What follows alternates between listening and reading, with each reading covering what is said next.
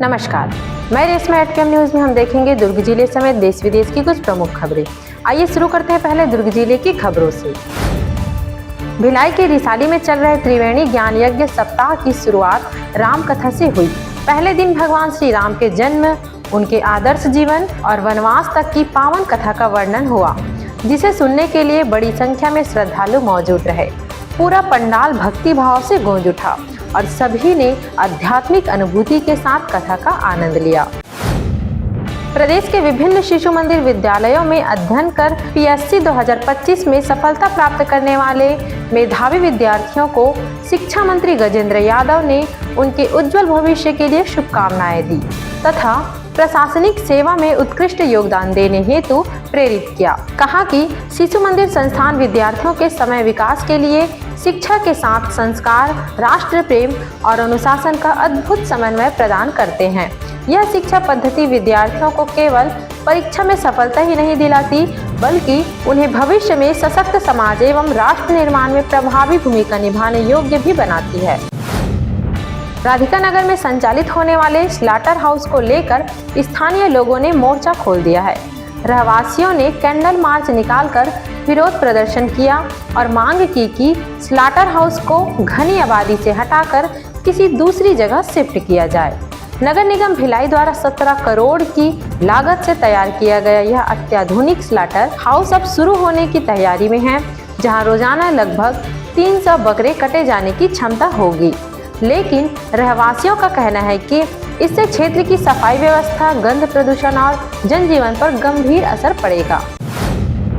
सामाजिक संगठन golden empathy foundation ने स्पेशल ओलंपिक भारत छत्तीसगढ़ के सहयोग से संयुक्त रूप से दिव्यांग बच्चों के लिए वार्षिक खेल मेला उड़ान का आयोजन किया, जिसमें समूचे छत्तीसगढ़ के 15 विशेष स्कूलों के 500 से ज़्यादा बच्चों ने अपनी प्रतिभा का जबरदस्त प्रदर्शन किया। ये बच्चे जहां खेल की विभिन्न विधाओं में आगे रहे, वही ड्राइंग एवं पेंटिंग प्रतियोगिता में भी अपनी कल्पना के खूब रंग भरी। जनप्रतिनिधियों के साथ शासकीय अशासकीय समस्त संस्थाओं में आए अतिथियों ने इन बच्चों की हौसला अफजाई की और उनके शिक्षकों को भी सराहा। उतई थाना क्षेत्र के ग्राम पुरई में नहर किनारे एक युवती की जली हुई लाश मिलने से इलाके में सनसनी फैल गई है। युवती की पहचान अभी तक नहीं हो पाई है। पुलिस और फोरेंसिक एक्सपर्ट की टीम मौके पर पहुंच गई है और जांच में जुट गई है। बताया जा रहा है कि शव करीब 90% जल चुका है और चेहरा भी पूरी तरह पहचान से बाहर है। शव को जलाने के लिए पैरापेट या पैरा जैसी सामग्री का उपयोग किया गया है। फिलहाल पुलिस अब हर संभावित पहलू को ध्यान में रखते हुए मामले की जाँच में जुटी हुई है।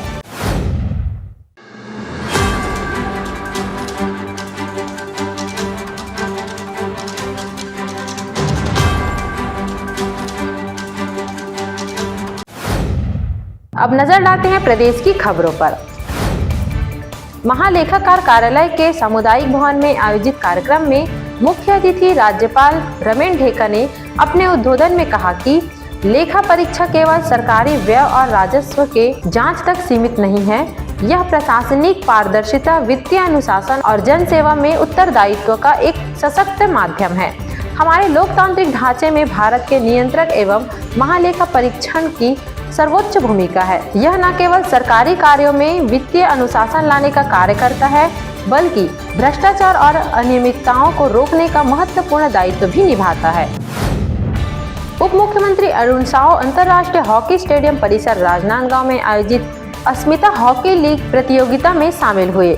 इस अवसर पर उन्होंने विजेता टीम को पुरस्कार वितरित किया। उप मुख्यमंत्री ने कहा कि हॉकी देश के महत्वपूर्ण खेल विधाओं में शामिल है और हॉकी खेल में देश की बेटियां बढ़ चढ़कर हिस्सा लेकर अंतर्राष्ट्रीय स्तर पर देश का नाम रोशन कर रही है। शासन द्वारा खेल के क्षेत्र में बेटियों को आगे बढ़ाने के लिए विशेष आयोजन किए जा रहे हैं। उन्होंने प्रशिक्षण एवं प्रतियोगिता में शामिल सभी खिलाड़ियों को बधाई एवं शुभकामनाएं और उनके उज्जवल भविष्य की कामना की। कवर्धा शहर के विकास को नई ऊंचाई देते हुए उप मुख्यमंत्री विजय शर्मा ने 10 करोड़ 73 लाख रुपए की लागत से बनने वाले बहुप्रतिनिधि राजनांदगांव बाईपास से नवीन बाजार तक गौरव पथ निर्माण कार्य का विधिवत पूजा अर्चना कर भूमि पूजन किया। उप मुख्यमंत्री ने कहा कि गौरव पथ केवल सड़क नहीं बल्कि कवर्धा शहर के भविष्य को गति देने वाला विकास का मार्ग है। यह परियोजना कवर्धा को एक विकसित, सुव्यवस्थित और आधुनिक शहर के रूप में स्थापित करने की दिशा में ऐतिहासिक कदम है। सोमवार को सुबह आरंग बलौदा बाजार रोड पर चलती हुई ट्रक में अचानक आग लगने से हड़कंप मच गया। इस आगजनी से ट्रक का कैबिन पूरी तरह जल गया। आग लगने के बाद मौके पर पहुंचे स्थानीय लोगों ने आग बुझाने की कोशिश की, लेकिन आग लगातार फैल रही थी, जिसके बाद अमेठी स्थित एक केमिकल डिस्टिलरी कंपनी के फायर ब्रिगेड ने आग पर काबू पाया। आग लगने से ट्रक में भरे चावल की कई बोरियां भी जल गई। शॉर्ट सर्किट की वजह से आग लगने की संभावना जताई जा रही है। छत्तीसगढ़ के राजनांदगांव में सोमवार को टॉप नक्सली कमांडर रामघेर समेत 12 माओवादियों ने डीजीपी अरुण देव गौतम के सामने हथियार डालकर मुख्य धारा से जुड़े आत्मसमर्पण करने वाले नक्सलियों से AK-17 303 राइफल और इंसास समेत कई हथियार बरामद किए गए। इसके बाद उन्हें फूल और संविधान की किताब दी गई। बता दें कि यह पूरा समूह महाराष्ट्र, मध्य प्रदेश और छत्तीसगढ़ स्पेशल जोनल कमेटी का सक्रिय हिस्सा था, जो 3 राज्यों के 6 जिलों में अपनी पैठ बनाए हुए था। ऐसे में केंद्रीय समिति सदस्य रामघेर मज्जी समेत 12 नक्सलियों का आत्मसमर्पण सुरक्षा एजेंसियों नक्सली ढांचे पर निर्णायक प्रहार मान रही है।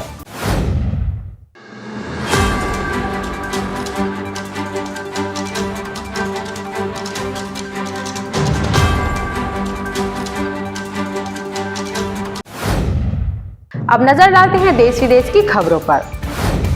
सोमवार को संसद के शीतकालीन सत्र के दूसरे हफ्ते की शुरुआत हुई। संसद में प्रधानमंत्री नरेंद्र मोदी ने वंदे मातरम पर अपनी बात रखी। इस बीच all India Trinamool Congress TMC के सांसदों ने संविधान सदन के गेट पर केंद्रीय फंड रोकने को लेकर विरोध प्रदर्शन किया।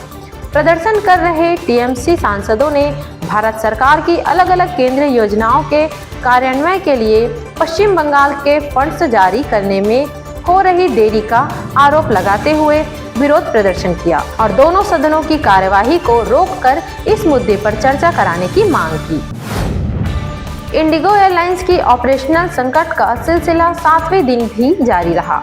सोमवार को भी लगातार 350 उड़ानें रद्द होने से यात्रियों में भारी नाराजगी देखी गई। अब तक 3900 से ज्यादा उड़ानें रद्द हो चुकी है। कई लोगों ने जवाब उठाया कि आखिर इंडिगो के कद्दावर बोर्ड ऑफ डायरेक्टर्स क्या कर रहे थे। 7 दिसंबर को जारी इंडिगो के बयान के अनुसार बोर्ड ऑफ डायरेक्टर्स ने संकट के पहले ही दिन स्थिति का जायजा लेना शुरू कर दिया था। उच्च पदों पर बैठे इतने अनुभवी सदस्यों के बावजूद स्थिति बिगड़ने पर सवाल उठना स्वाभाविक है। मुर्शिदाबाद में बाबरी मस्जिद शैली की मस्जिद का शिलान्यास कर राजनीतिक हलचल मचाने वाले निलंबित TMC विधायक हुमायूं कबीर ने सोमवार को चौंकाने वाला यू टर्न ले लिया। कुछ दिन पहले इस्तीफा देने का ऐलान कर चुके कबीर ने अब कहा कि यह विधायक पद से इस्तीफा नहीं देंगे। कबीर ने पत्रकारों से कहा, मेरे इस्तीफे का कोई सवाल ही नहीं। मेरे क्षेत्र के लोगों ने मुझसे इस्तीफा न देने की अपील की है और मैं उनकी इच्छा का सम्मान करूंगा। उन्होंने कहा, लोगों ने मुझे अपना प्रतिनिधि चुना है, वे चाहते हैं कि मैं पद पर बना रहूं। मशहूर OTT platform Netflix Hollywood studio Warner brothers का अधिग्रहण करने की कोशिश में लगा है। नेटफ्लिक्स ने इसके लिए $83 बिलियन का प्रस्ताव रखा है।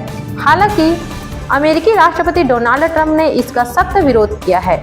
ट्रंप का कहना है कि नेटफ्लिक्स का बाजार में बड़ा शेयर है, ऐसे में यह डील समस्या खड़ी कर सकती है। ट्रंप ने 2 टूक शब्दों में कहा कि अगर यह डील होती है तो वो भी इनकी बैठकों का हिस्सा बनेंगे। हॉलीवुड की कई बड़ी हस्तियां भी इस डील के सख्त खिलाफ हैं। थाईलैंड और कंबोडिया के बीच एक बार फिर सीमा पर संघर्ष शुरू हो गया है। थाईलैंड की सेना ने सोमवार को कहा कि कंबोडिया की तरफ से हुए हमले में कम से कम 1 थाई सैनिक की मौत हो गई और 4 घायल हो गए हैं। अब इसके जवाब में थाईलैंड ने कंबोडिया पर हवाई हमले शुरू कर दिए हैं। दरअसल दोनों देशों ने एक दूसरे पर अमेरिकी राष्ट्रपति डोनाल्ड ट्रंप की मध्यस्थता में हुए युद्ध विराम समझौते का उल्लंघन करने का आरोप लगाया है।